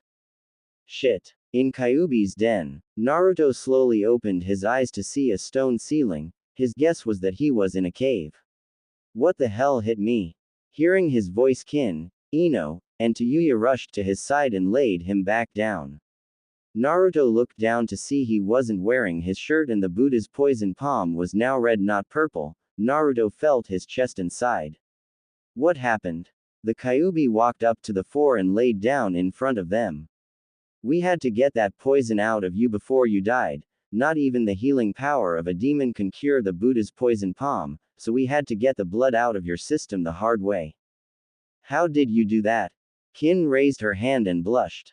I used my needles and drained your infected blood from the hand imprint. Naruto nodded but asked another question. But how did the poison get out of my system? This time Ino and Tayuya rose their hands, blushing. We sucked the blood out of your arms and legs before it reached any vital organs. Naruto was stunned at first but all of a sudden pulled all three in for a group hug. Thanks you guys, I don't know what I would have done without you. All three girls closed their eyes and smiled of the feeling of being hugged by the source of their affection, but it was soon broken and all three were glaring at each other, noticing the others blushing. Naruto let go of the hug and turned to his smiling father. How long was I out? Kyuubi went back to his serious domineer. 2 days. Tomorrow we will be in Mist by noon. If what your red-haired woman says is true, the shipment of whatever it is will be there by midnight, giving you all time to relax and get ready. He looked at everyone who seemed to be worried at the look he had. Headbands come off right away, and Naruto, you will place a powerful henge on yourself. Last thing we need is for them to find out about us. Kyuubi looked over at Tayuya. You, my dear, will get new clothing in Mist. Price is no object, and I suggest that you all purchase new supplies. Kyuubi then smiled, which caused everyone except Naruto to shudder. And for all of you I have some presents, please follow me. Kyuubi then got up and motioned everyone to follow him, which they did. They entered another part of the cave which was pitch black until Kyuubi whistled and the room was suddenly lit by torches that turned on by themselves. Just as the torches lit up, so did the group's eyes, as in front of them were thousands of weapons on the walls of the cave and on stands that lined up until the back of the cave, which was the size of a football stadium. Kyuubi could see the gleam in their eyes and smiled. Help yourselves. The girls ran down the room like kids in a candy store, but Naruto just stood his ground smiling. Thanks, Dad. Don't thank me yet. I have a special gift for you, my boy. Think of it as a late birthday present. Naruto looked at Kyuubi questionably. He then followed his father's line of vision at a mantle behind him. On the mantle was a large scythe, but this was no normal scythe. The size of the weapon itself was just 5'6" with a pitch black handle that curved a little until it hit the top, which held the blade. The blade was a pure blood red color. Resting on top of the blade was a large fox skull that hugged the whole top of the blade, giving it a demonic look. Naruto slowly picked up the weapon and whistled. It's as light as a feather. Kyuubi smiled at his reaction. Yes, the blade is a mixture of mithril, diamond, and titanium. The blade was then dipped in the joined blood of all the demon lords, even myself, and fused with all our combined chakra. It could cut a human in half like a hot knife through butter. Be careful with it now. Naruto looked up from the blade to his dad. But wouldn't a scythe be a little hard to use in a fight with other ninjas? I'm not being a jerk, but isn't a little bulky. That's why there's a second part to this weapon. Look closely. Naruto did as he was told and could see that when the pole started to bend there was a slit on it. Naruto slowly pulled on the bottom part of the pole to see that it was a katana hidden within the scythe. The blade of the sword was the same color as the scythe. I call this weapon the grip of death. I don't know what to say. Kyuubi chuckled. No need to thank me. Just think of it as the present for all those birthdays that I missed. Naruto dropped the grip of death on the floor and ran over hugging the Kyuubi. Thank you. That's no problem, but do you want your women to see you hugging me? Naruto stood up and whipped the tears from his eyes. I don't care who knows, I finally have a family to call my own. Oh, isn't that so sweet? The two demons looked behind them to see the girls holding their weapons of choice. Kin had different katana than before. It was slightly larger than her original and had a royal blue handle with a matching sheath. Ino carried two large straight daggers that were attached to each side of her waist. Tayuya had a spear strapped to her back. It looked angelic with a red ruby in the center of the blade. Kin pushed Tayuya and laughed. Don't be mean, Tayuya. I think it's wonderful that they love each other. Ino then smiled. I know, I mean women love a man who can show his feelings. Naruto blushed and sunk his head, while Kyuubi just shook his head knowing that they were only doing this to see his son blush. Alright, all of you, time to get some sleep for tomorrow we are in mist. They all got serious and nodded, heading back to where they once were in the cave. Once they were all gone, Kyuubi looked back at all the weapons inside. And possibly a war village hidden in the mist around 11 at night. 5 figures walked down the hall towards the Mizukage's office, all Junins, wearing face masks. The one leading the group, however, wore no mask. He was around his late 20s and had black hair with green eyes and a scar that went down his left cheek. The Junin seemed to be in a bad mood as the other ninjas and staff in the building moved out of the group's way. The group came to the door to the Mizukage's office that had 2 guards posted. Once seeing the group's leader, they bowed and quickly opened the door. Once the group was in the office, they kneeled in front of paper wall that had the figure of an elderly man sitting down and drinking tea. The leader's group was the one to speak first. Lord Mizukage, could you please explain to us why you had my special units remove themselves from patrol of the dock sector of the city? If there was an attack, it would be from that area. The Mizukage placed his tea down and coughed. First things first, Captain. Those special units are mine, not yours. And second, I see no need to place so many men on duty when it's not necessary. Money simply does not get fished out of the sea. The captain looked to the ground and sneered. I mean no disrespect, my lord, but if you didn't mean any disrespect, then why would you bring it up? I just feel that it would be safe to guard the dock more closely since the recent disappearance of certain members of the community. If you feel that way, then I will personally send my guards to that area. The captain put on a fake smile and nodded his head. That makes me feel much better, my lord. With that, the group bowed and exited the room and eventually the tower. The captain then was stopped by one of his men. You don't really buy that crap, do you, Captain? Of course not, that's why you are going to stay hidden and watch over the dock. If you see anything, even a fishing boat, enter that dock after hours. I want you to inform me, understand? The Junin bowed and teleported out of there. The captain then turned back and stared at the Mizukage's building and looked at it questionably. What the hell is going on? The next day in Kyuubi's den, Naruto woke up to the sound of music being played in the air. He got out of his sleeping bag and walked over to the entrance of the cave, all the while clearing the sleepers out of his eyes. Once he got to the entrance, he stopped and smiled at the sight of Tayuya sitting on a rock with her back turned towards Naruto. She was playing a peaceful melody, which attracted some small birds that were all around the rock staring up at her. You're very talented, you know. Tayuya, knowing who it was, stopped playing, but kept the flute to her mouth and smiled. I already know that, Foxy, but thanks for saying something. Naruto sat down beside her, which caused the birds to fly away. Not very popular with birds, are we? Naruto smirked. Birds aren't the only thing that I'm not very popular with. You know, normally a person would say I know how you feel. But I can't, because I don't know how you feel, but I wish I could. When I was young, my mother died, so it was just me and my father. That man became a raving alcoholic when she died and started to beat me every day since I was 5.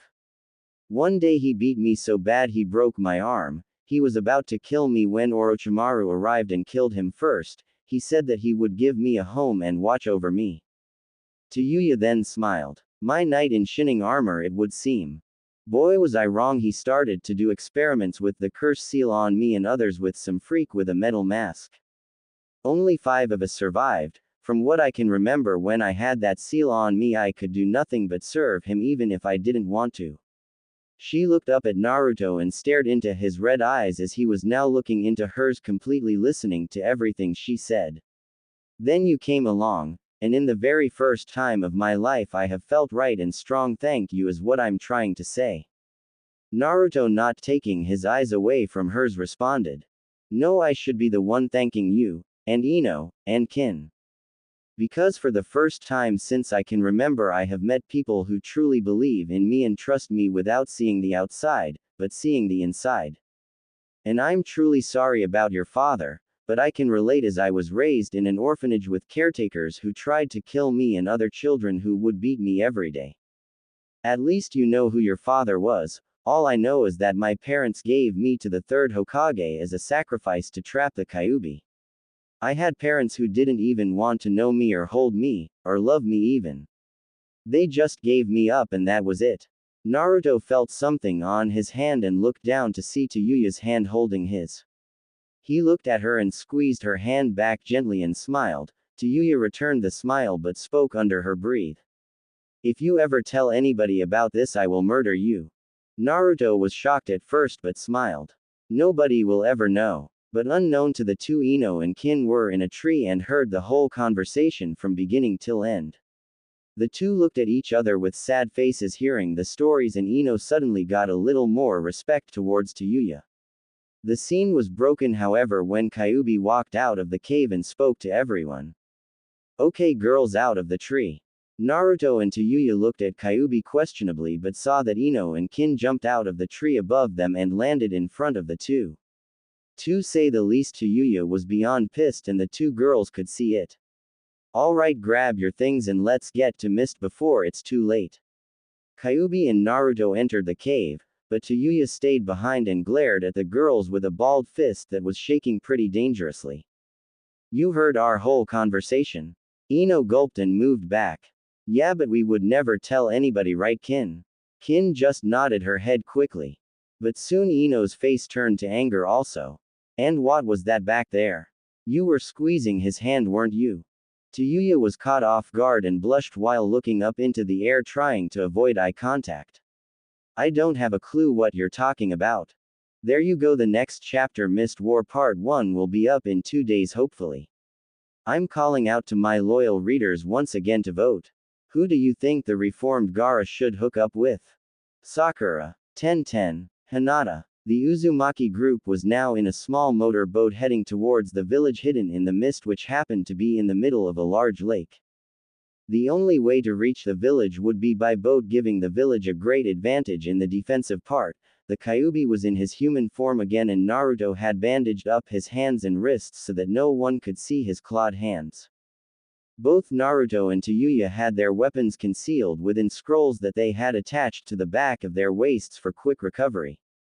The group got out of the boat and stepped foot on a small dock that was in front of the gate to the city. Everyone had already placed their headbands in their scrolls and were ready for anything. Coming up to the gate, the Kyuubi could see the guards walking towards them with weapons ready. Kyuubi whispered over his shoulder to the others. Let me handle this. No one say a word. Everybody nodded their heads, and Naruto just rolled his eyes while Kyuubi looked closely at him more than the others. The leader of the guards came up to the group and held out his hand, signaling the group to stop, which they did. Can I see your identifications? The Kyuubi couldn't contain his joy. Can't resist. Must pull it off. Kyuubi then waved his hand in front of the guard while speaking. You don't need to see our identification. The captain turned to his men and repeated.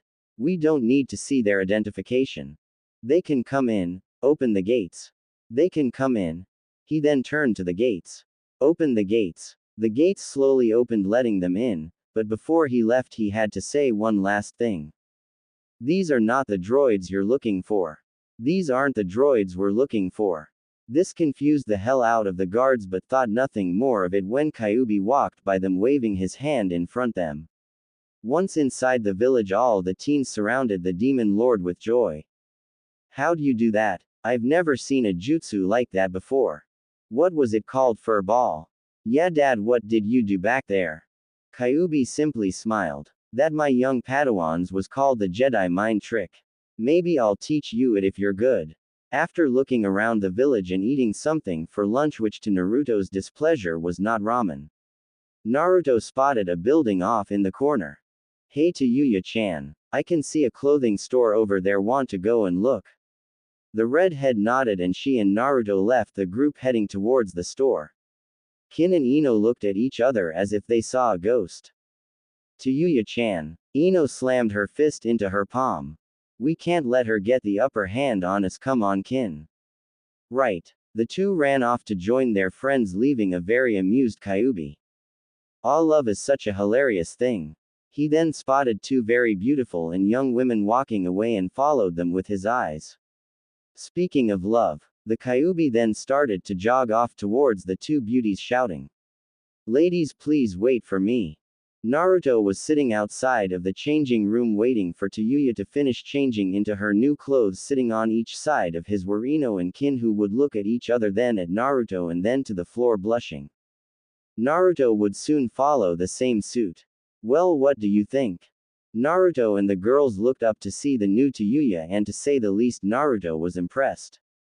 She wore the same type of khaki gray camouflage pants like Kin, with a matching tank top that showed off her well-maintained figure.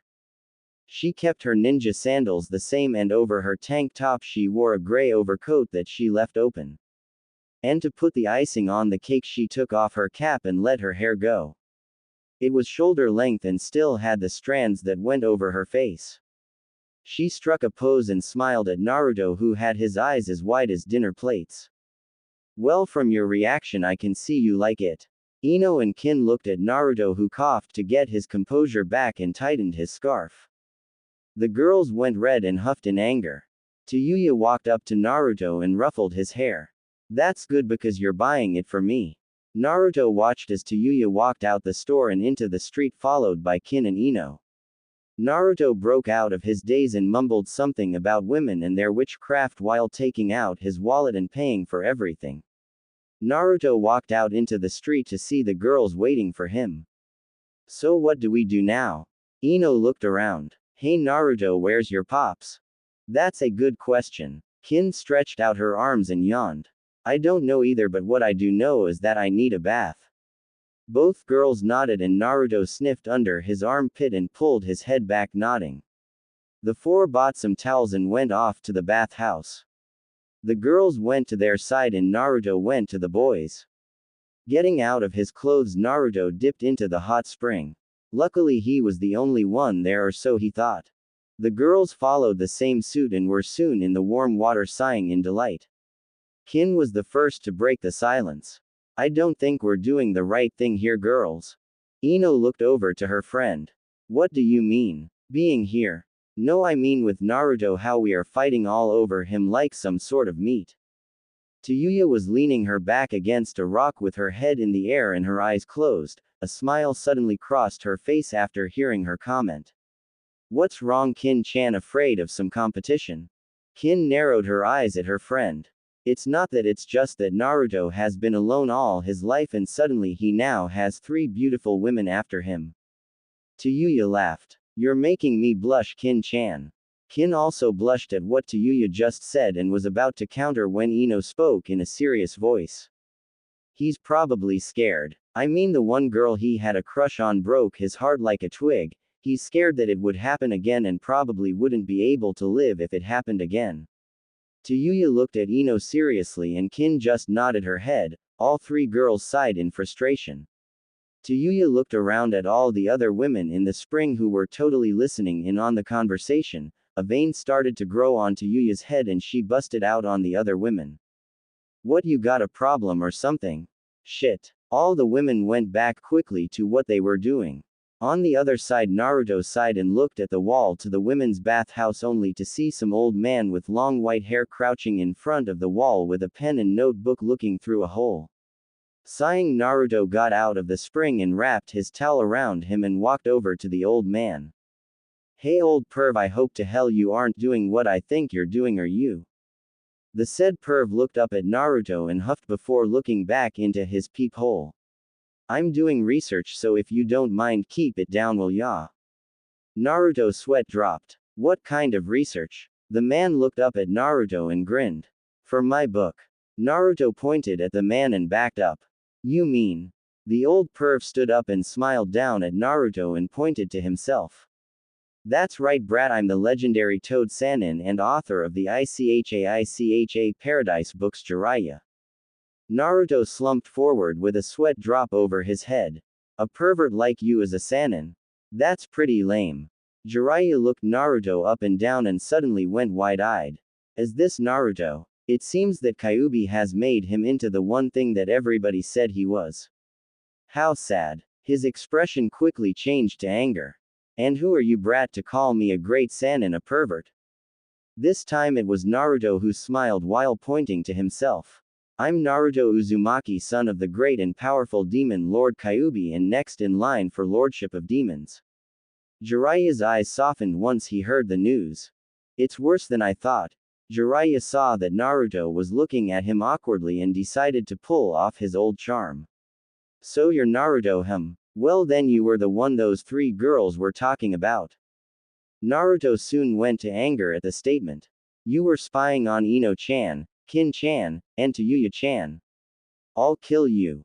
The girls got out of the spring and had their towels wrapped around them.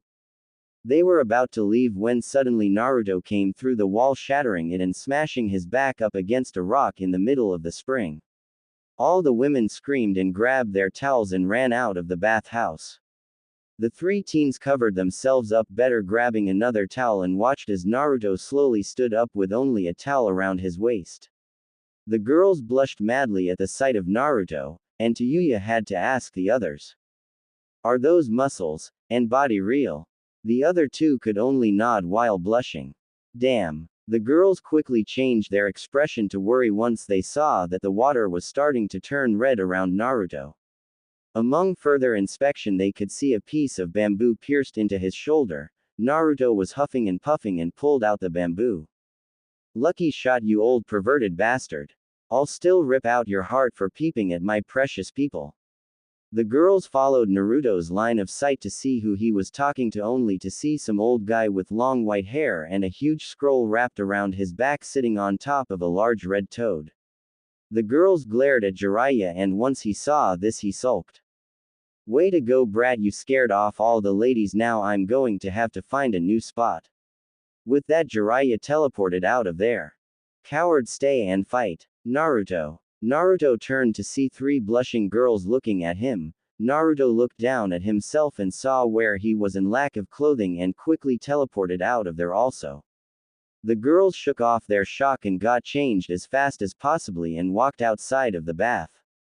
Naruto waved his hands in front of him and tried to defend himself. It wasn't my fault, I swear, he blind spotted me with a powerful attack.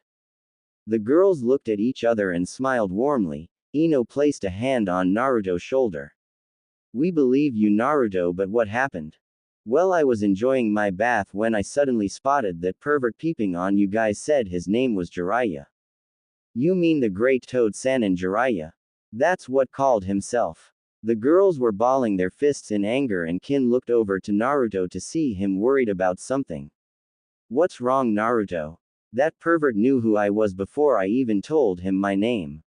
I could tell by his facial expressions. Do you think a perverted like him could be with the Anubanati?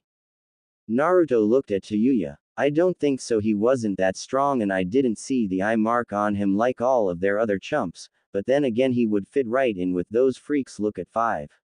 Naruto was about to say something else but felt a sting on his neck and pulled out a dart. Shit.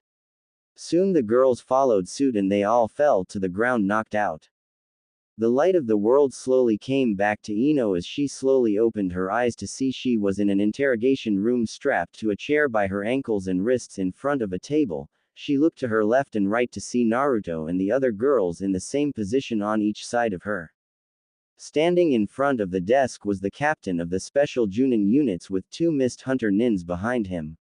The captain placed his hands on the table, and looked at all of the teens one by one. So tell me where's your other member of this group is? Naruto chuckled. Dead, we killed him. The captain laughed. Next question is why two sound ninjas and two leaf ninjas traveling together? Kin answered this question quickly. Who says we're from different villages? I do, child. I'm no idiot here. I'm a special captain of this village and I know because of the way you dress and the way you walk. The captain then walked in front of Naruto and knelt down to get to his level. And I know that's no bloodline, child. Or should I say demon? Naruto started to chuckle, which freaked everybody out, and then it turned into an all-out laughter. Well, you got everything right except for one important thing. The captain smirked. And what would that be? The smirk soon faded once he felt a kunai pressed against his throat. He looked over his shoulder to see one of the hunter nin holding him hostage while the other was in a fight position about to step in. I'm not the real Naruto. The Naruto in the chair turned into a skeleton, then into dust, and the hunter nin holding the captain at knife point puffed into the real Naruto, who was smirking at the captain. The captain smiled back and waved off the other hunter nin, who stood down. Very good, Naruto, but how and when? Naruto let go of the captain and handed him his kunai, which the captain took. Naruto walked over to the girls and started to untie them while explaining himself. When I was fighting that old pervert, I could smell your hunters. It's not their fault, though it would have worked on anybody else. When I pulled out the bamboo, I let myself bleed so I could create a fearless clone while I went to change. I then blindsided one of your hunters and knocked him out and hanged into him while the clone went out and joined the girls here. The rest is how they say history. The girls rubbed their wrists and looked from the captain to Naruto in wonder. Yuya held onto her head and shook in anger. Okay, what the is going on here? Naruto pointed to the captain and smiled. This is captain. He never got to finish as the captain took over the rest of the conversation. Samanosuke, captain of the special units of Mist and second to the Mizukage. We met at Zabuza's grave. Flashback. Naruto is standing at Zabuza's and Haku's grave praying silently when he heard a voice behind him. Naruto Uzumaki, right? Naruto turned around to see Samanosuke standing there with some incense. Naruto just nodded his head. You sure are the big man of Wave. The boy who saved a city and killed an S-class missing nin Zabuza. Samanosuke smiled to try and get Naruto to brag and shot out some smart remark, but instead he just slowly and sadly shook his head. No, I fought against Haku and it was Zabuza who was the real hero. He was the one who killed Gateo and saved the city. I just reminded him what being a human really meant. Naruto smiled sadly while looking down on the graves of his friends. The whole time Samanosuke was standing beside him also looking down. He tried to kill me and yet at the end he saved me, and taught me so much about myself also. Funny, isn't it? Samanosuke simply shook his head. Sounds just like him. He then placed the incense on the grave and lit them. He was my best friend and comrade in arms, but when it came down to the main show I was nowhere in sight. Naruto looked at Samanosuke. What do you mean? The Mizukage was and still has been acting very strangely. He was talking to walls and just himself most of the times, not letting anybody see him no matter what. He has also been letting sound ninjas into our village saying that it was for peace purposes only, but no peace talks ever got onto the table. Zabuza rose up against the cage blaming him for the deaths of the citizens, and he was right. He rose up with a bunch of other ninjas to try and take him out but couldn't. What about the council? Didn't they do anything? They tried, but before they could, the Mizukage had them all killed for treason. The captain then looked at Naruto closely. You know, we could use a ninja like you in Mist and it seems you're even available. Naruto smirked. Thanks for the offer, but no thanks, I got other plans. Suit yourself, but if you're ever looking for a place to stay, Mist will welcome you. End of flashback. Samanosuke looked at Naruto and smiled. Well, I guess this means that you are taking me up on my offer. Naruto looked at the captain sternly. Sorry, but no, we're here to stop an unwelcome guests from entering your city. Naruto looked up at a clock that was located on the wall and it read 10 p.m. Let me explain. Naruto told Samanosuke all about everything and the captain seemed a little skeptical, but seeing Naruto as a demon he had to agree. If what you say is true, the Mizukage has committed treason and must be stopped. I'll have to do it personally. And why is that? Because he is my father. He looked around at the group's expressions and continued speaking. But what is this package that those sound nins are here to protect? Naruto was walking back and forth trying to think. Now that is the million-dollar question, isn't it? At the mist docks. The mist nin who was watching the docks was getting pretty tired and was starting to get annoyed, thinking that nothing was going to happen.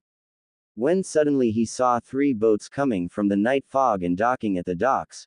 2 of the boats were simple motor boats, but the last one was a large wooden boat which was normally seen as a troop transport vessel. The nin's eyes went wide at the discovery. I must inform the captain. He was about to stand up when suddenly he felt a kunai to his throat. Looking over his shoulder he saw Sakin holding him hostage. Now we can't have that now, can we? With that said, Sakin slit the ninja's throat, killing him on the spot. Sakin cleaned his blade and looked down at the docks, smiling at the standing figure of Orlox, who in return was watching Sakin. Orlox quickly turned around to 4 ninjas who wore leaf symbols, his cloak blue in the night sky. Unload the drug and ship it to the said location.